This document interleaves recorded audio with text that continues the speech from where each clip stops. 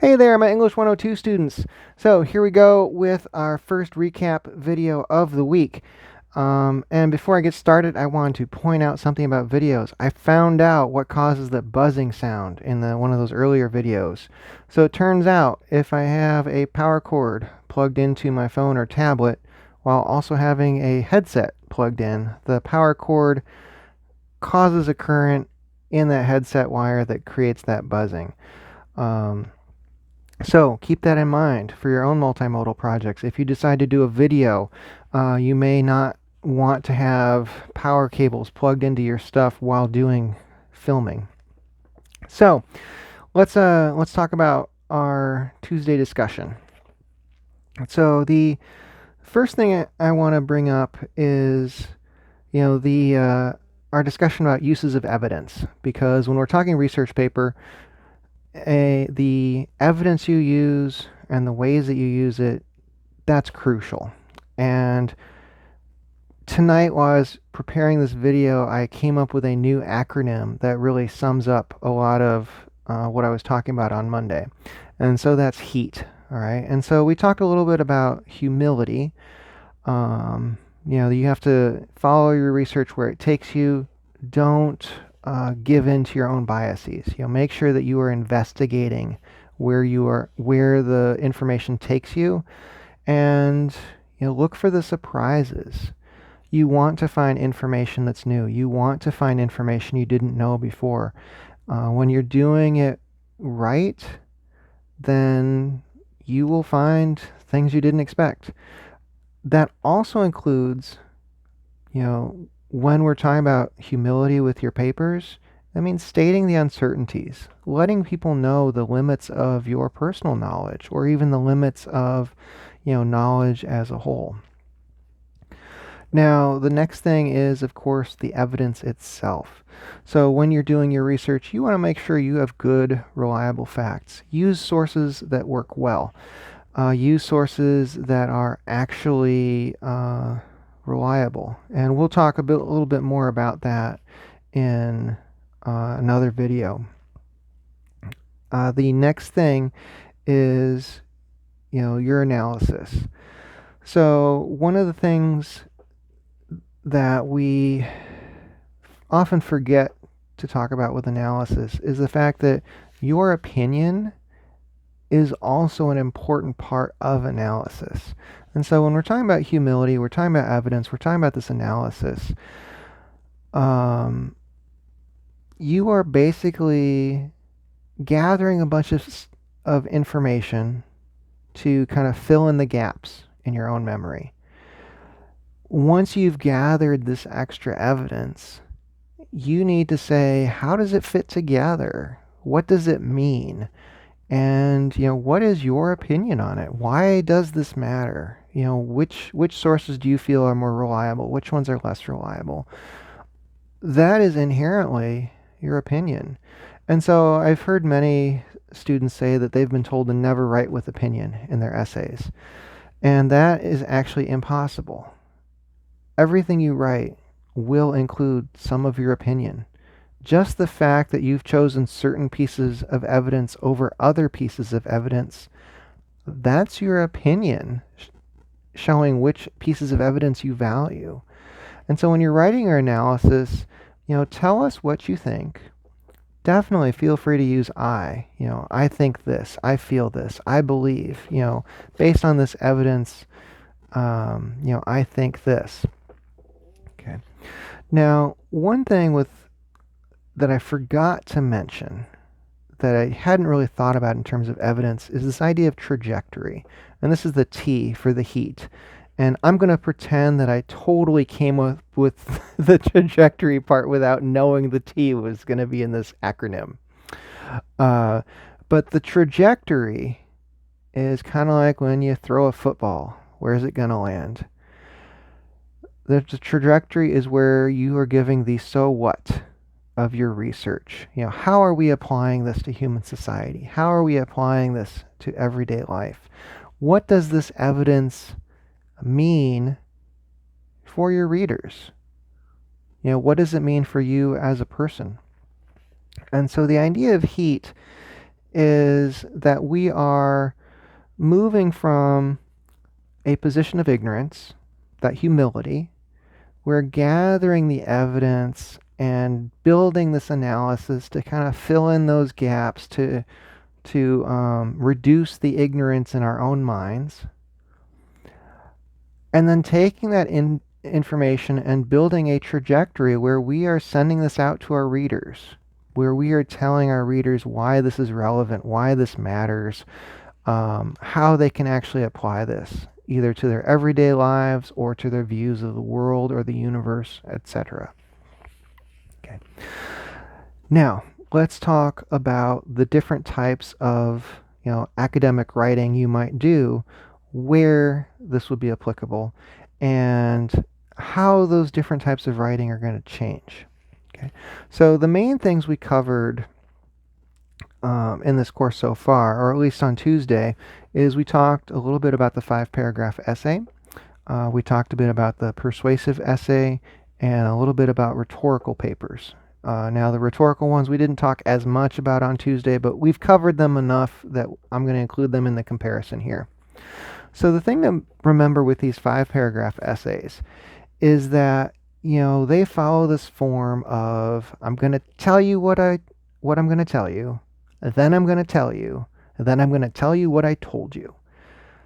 As we mentioned, this is very repetitive, and that is not ideal for a college paper. You don't want to be repeating yourself a bunch of times because that's wasting words. You are literally wasting your readers' eyeball time when you repeat yourself too much. But the one thing that is useful as a skill from the 5-paragraph essay is this idea of signposting.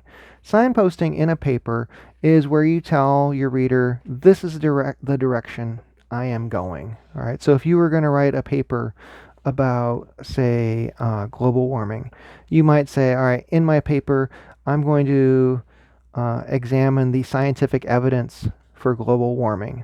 Okay. Now that right there is a very simple signpost.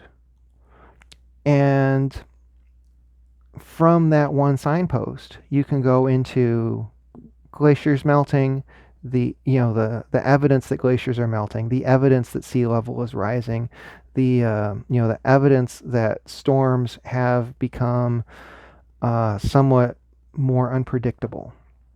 Okay. And on the other hand, if you said something like, in this paper, I am going to provide projections for the economic impacts of global warming, right?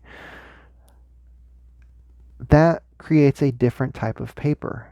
Then that paper is less about giving the evidence that we've seen and more about saying, okay, this is what we think is going to happen. This is what the researchers are saying will be the impacts on the economy, for example, or on farmland and agricultural development.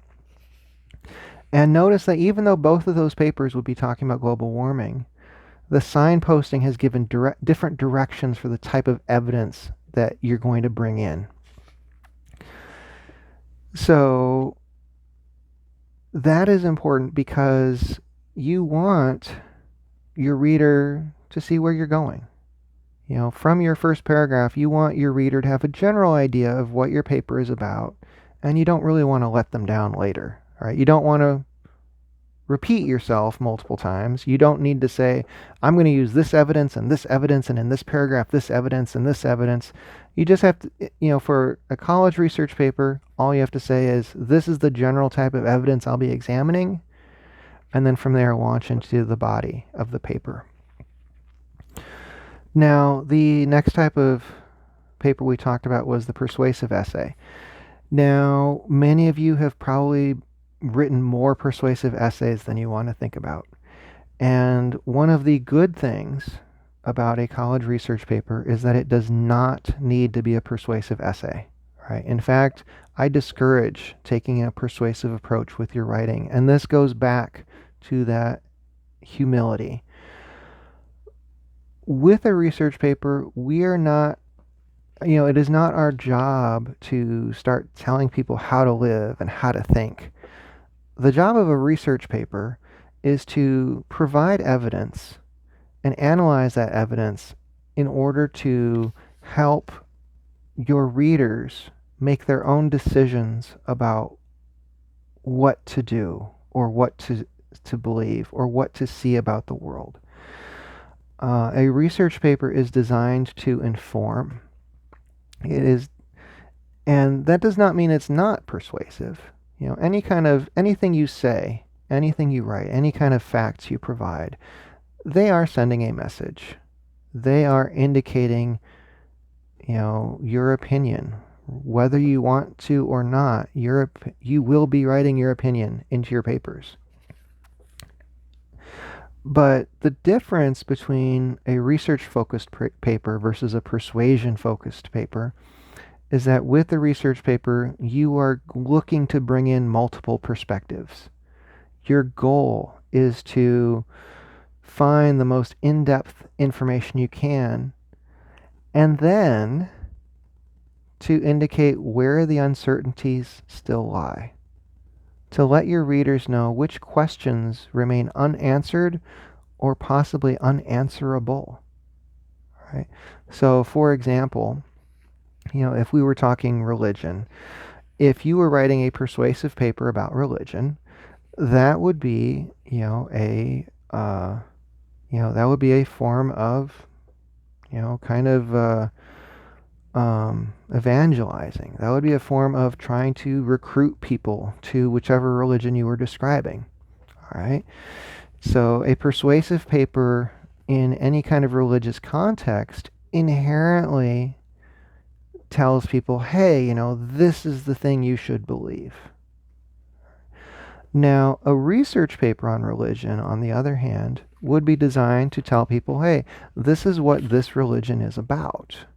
Or this is how these different religions see this one aspect of life. Or here are some comparisons. And if you did a research-centered paper about religion, you would not be out there trying to persuade people to believe one thing or another. You'd be simply trying to inform them about what are the religious beliefs that others hold or that you yourself hold. And for English 102, what I urge you to do is, consider the fact that your readers are not necessarily looking to be swayed one direction or another direction. All right? With an academic research paper, your readers are looking to learn about the world and see multiple perspectives so they can get a better sense of kind of the depths of knowledge out there. I am not looking for you to try to persuade me of anything. Now that said, that does not mean you can't do that. Okay, so for example, if you are writing a paper and you wanted to, talk about, gun laws, for example, if your paper was pro Second Amendment or pro regulation, and you wanted to write about why you strongly feel that either individuals should carry more firearms, or either indicating that firearms should be more tightly regulated, either one of those approaches would be fine. Because for me, the thing that matters most is the research you are bringing in. The ways that you are able to talk about multiple perspectives in a respectful and thoughtful manner. And so, if you are taking a persuasive approach, as long as you have the research to back up your points, and as long as you are considering those sides that disagree with you, you're doing research. That's what I'm looking for. Okay. Now, the third major type of essay would, that we've been considering are rhetorical papers. And with a rhetorical paper, note that what you're doing is, doing this rhetorical analysis to evaluate what are your sources saying? Why are they saying these things in these ways? How are they presenting their message? And this rhetorical analysis should be part of your general research paper. As you present your sources to us, you should be letting us know, if there are any sources that are unreliable, or if there are any sources that are, imperfect. For example, scientific papers. If we were talking about quantum physics, there is a lot about quantum physics that is still undecided, unknown, up for debate. How does quantum tunneling work? How does an electron move from one side of a sheet of atoms to another side? We don't exactly know. We have mathematical theories, we have mathematical models. We know that electrons appear in places unpredictably. We have equations to predict where they will appear in an atomic orbital, but it would be irresponsible for someone to come out and say, this is exactly why electrons do what they do. Right? And so if one of your sources is saying that, electrons orbit an atom exactly the way a planet orbits the sun, I would expect you to indicate that this source is giving us a very simplistic view of the atom, because electrons don't orbit atoms, or don't orbit atomic nuclei in the same way that planets orbit the sun. That's not to say it's a bad source, but if it's a children's book, then that's not exactly a research source you want to be using. All right, if you were talking about quantum mechanics. On the other hand, if you are talking about how we communicate science to young children, then you might bring up the fact that a book that provides a simple, metaphor for how electrons orbit atomic nuclei can help children understand physics, then talk about that. Do this rhetorical analysis saying why your sources say what they do and how that's helpful for the discussion. The ultimate challenge with a college research paper like we're talking about is it needs to do all of those things at the same time. Okay? You need the signposting of the 5-paragraph essay without overdoing it the way a 5-paragraph essay does. You need to introduce your opinion and your analysis as you would do in a persuasive paper without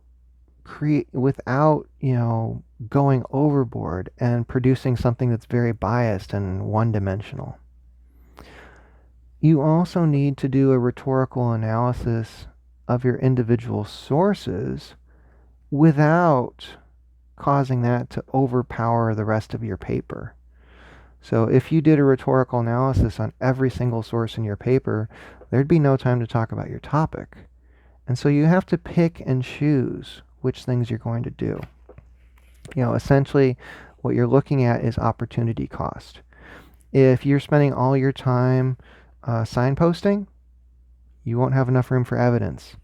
If you spend enough time trying to persuade, you're not going to have enough room to give those contrasting perspectives. If you spend all your time doing rhetorical analysis of the sources to evaluate their credibility, you won't have time to actually talk about the things they're explaining. So, with that, I hope this explanation has been helpful. Remember that acronym, the HEAT acronym. Humility, evidence, analysis, trajectory. And with that, as always, please let me know in case of any questions, and I will see you all in class soon.